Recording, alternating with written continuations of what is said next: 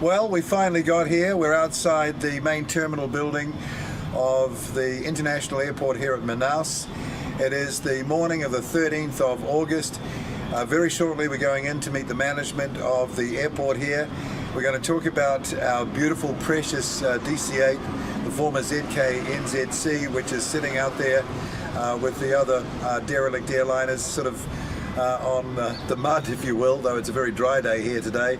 We'll take a look at it, we'll inspect it, hopefully we'll get inside it, we'll be able to assess its condition and really just marvel at this machine that has been sitting there all this time since 2005 and that we've been anticipating coming face to face with for nearly 3 years. So it's going to be quite an occasion. Really looking forward to it. Don't know quite what to expect, but we're going to find out quite a bit in the next few hours. So this is where it starts. We're in Manaus, Bring Our Birds Home, and it is the absolute aim of this campaign to recover this airliner. It's an important artifact of our social and transportation history. The fact that it still exists is a miracle in of itself. So very shortly we'll be face to face. Just walking through the airport now, obviously. Got the Bring Our Birds Home caps on now. We really mean business. You can tell because the caps are on. Just about to head up to the Infraero office. Let's see how this goes. Wow. This is going to be interesting. Caesar's making the call. We're at the offices of Infraero here at Manaus. And it's going to be interesting, so watch this space. We seem to have arrived at the right office, so let's go in the door and see what happens. I think we'll be waiting for someone. Guys, sit down. Bom dia, bom dia, bom dia. Bom dia. Olá, bom dia, Sra. Nogueira. Simone, tudo bem? Sim, tudo bem? Estamos falando bastante no telefone, né? Paul, how are you? Simone. And Jason. Tudo bem, pode entrar. Pode deixar aí. Deixa aqui, né? Ok, obrigado. Thank you. Tudo bem? Oh, como está? E aí? Tudo bem? Tudo bem? Paul Brennan from New Zealand. That's it. How are you? Nice to meet you. And Jason. A few minutes later, we were airside and heading out for our first ever look at NZC in person, with the traffic coordinator at Eduardo Gomes International Airport, Marcio Sutu, to be followed later by a Robinson R44 flight around Manaus, again with Marcio Sutu at the controls. And this flight would also take in another DC-8, this one in a millionaire's backyard, before returning to present Superintendente Adoni Biz with the very collectible and rare die-cast Air New Zealand 737-200 model donated to Bring Our Birds Home by Gareth Wyatt in mid-2018. Registration ZKNAD. And of course, the Bring Our Birds Home cap. Thank you so much for hosting us and looking after our DCA. I want to give you a gift, a cap, Bring Our Birds Home. And Great. a model from New Zealand, 737, number 200, rare model, 737-200, die-cast metal, good quality, for you to put over on your desk as to say thank you for hosting us and for looking after our DCA. Thank you very much. Thank you very much. Very much appreciated. Thank you. Thank you. Great.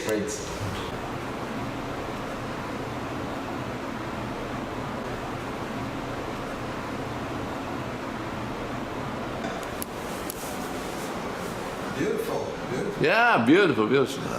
Marcio and the airport's donation of a flight to film NZC and the sights of Manaus was a wonderful gesture. There was also an opportunity to sit down with Marcio and talk about the flight and some of the more recent history of our DC-8 NZC. Thank you so much for the flight. Thank you. That was fantastic.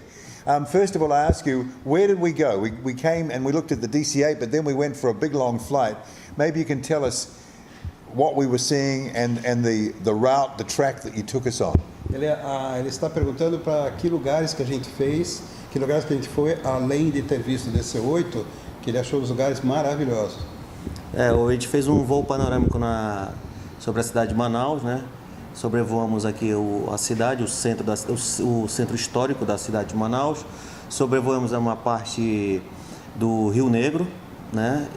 Onde nós vimos o DC-8. E depois nós fomos para o Encontro das Águas, que é uma das 7 maravilhas do mundo, né? Que é o encontro de 2 rios, o rio Solimões, que nasce nos Andes, lá no Peru, e se encontra com o nosso Rio Negro aqui. E a junção dos dois forma-se o Rio Amazonas, que vai até o Oceano Atlântico, lá na Ilha do Marajó, no estado do Amapá. Basically, he told that we made a flight over Manaus City, and first of all, of course, we had the opportunity to fly over your DCA. I mean, the DCA focused on this project. Then we go to a place where the three rivers encounters in just one point: the Solimões River, the Black River we call Rio Negro, and this joining made the beginning of the Amazon River. What about the DC-8 that we saw in the person's property in the garden? The DC-8 we flew over. Crazy. Crazy. Sitting there in the person's house. Crazy. Ele disse que achou uma loucura você encontrar um DC-8 no meio do quintal de uma pessoa, próximo à floresta. E qual é a história mais ou menos daquele DC-8? Os brasileiros são tão entusiastas, tão apaixonados pela aviação como os neozelandeses, né? Brazilians are passionate to aviation. Most of the Brazilians really went into airports just to see airplanes, for example. E o que é interessante falar aqui pro Paul é o que me cativou foi ele dando uma entrevista para ele mesmo e ele se emocionou 2 vezes. E a gente sabe quando as pessoas são apaixonadas por avião, pela aviação, e fez com que eu providenciasse esse sobrevoo de helicóptero aqui na Amazônia.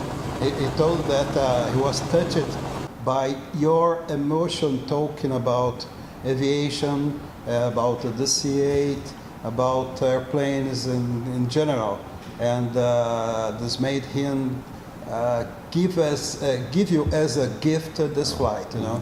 Thank you. A kind of contribution to the project.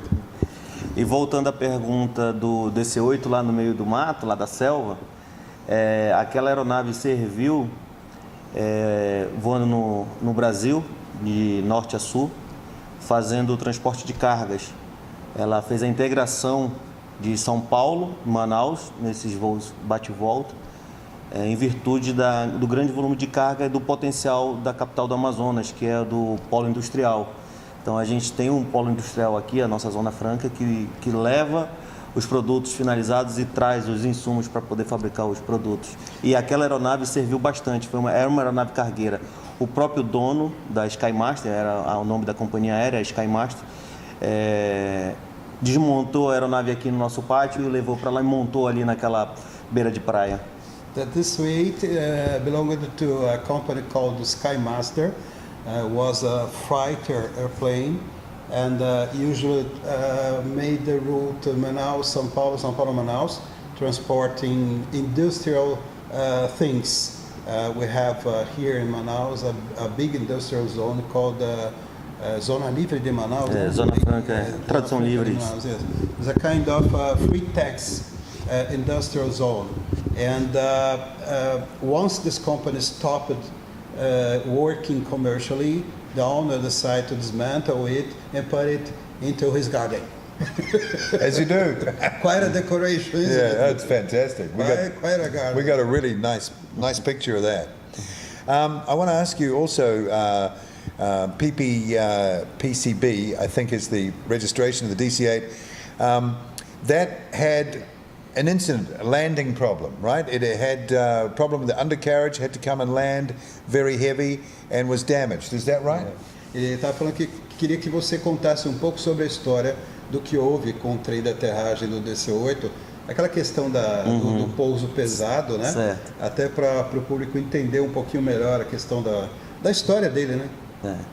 Essa aeronave, o TCB, né, com os moldes do Skymaster, né, ele serviu também na modalidade cargueira, né, fazendo sempre Manaus, São Paulo. E eu acho que no ano de 2000, 2001, numa ocasião de um pouso, a tesoura do trem principal, do trem de nariz, veio a quebrar. e o avião ficou desgovernado e saiu da pista. Ele atolou na nossa área verde ali e a gente teve que fazer todo o acionamento de emergência para poder retirar a aeronave de lá, né? Essa foi uma das situações que nós acompanhamos aqui, né? The first incident or accident happens when during a landing the pilot loses the right direction the runway and went to the right direct to that hill close to the runway.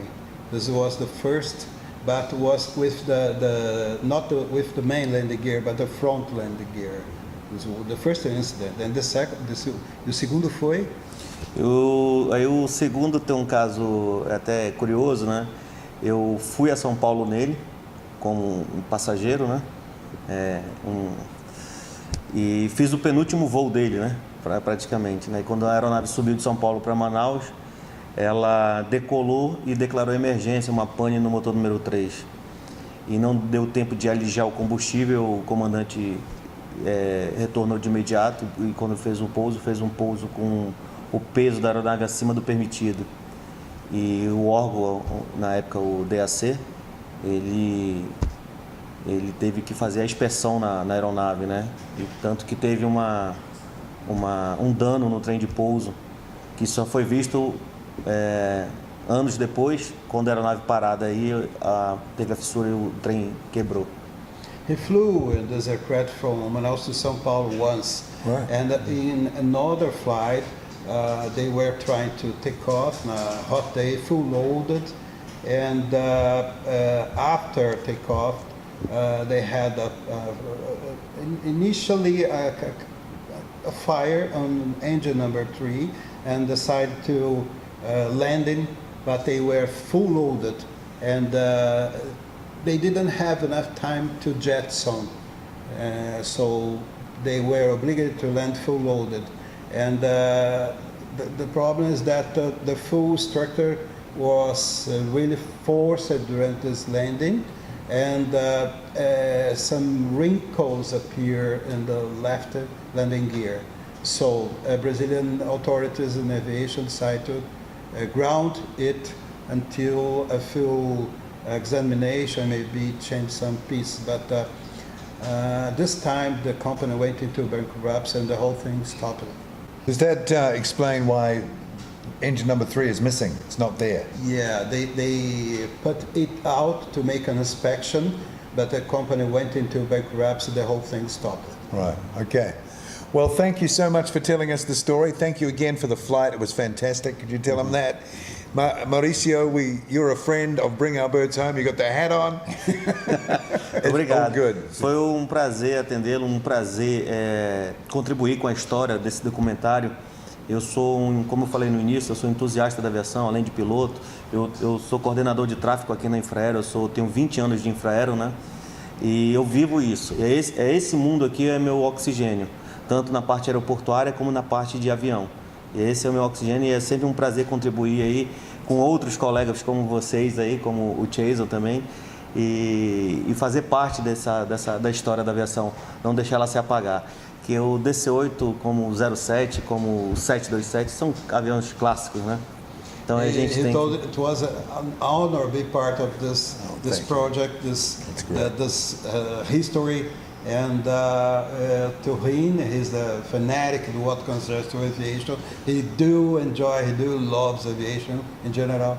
And to him, it's very important to keep this plane, if not flying, at least alive somehow. Alive, you know? yeah. Well, that's great. Thank you so much. Welcome. Okay, Bring Our Birds Home. All right. Okay. Hey, man. Good. That's it. Whoa, okay.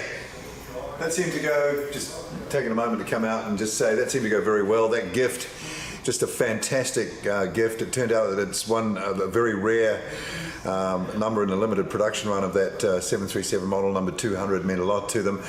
They're all wearing the caps.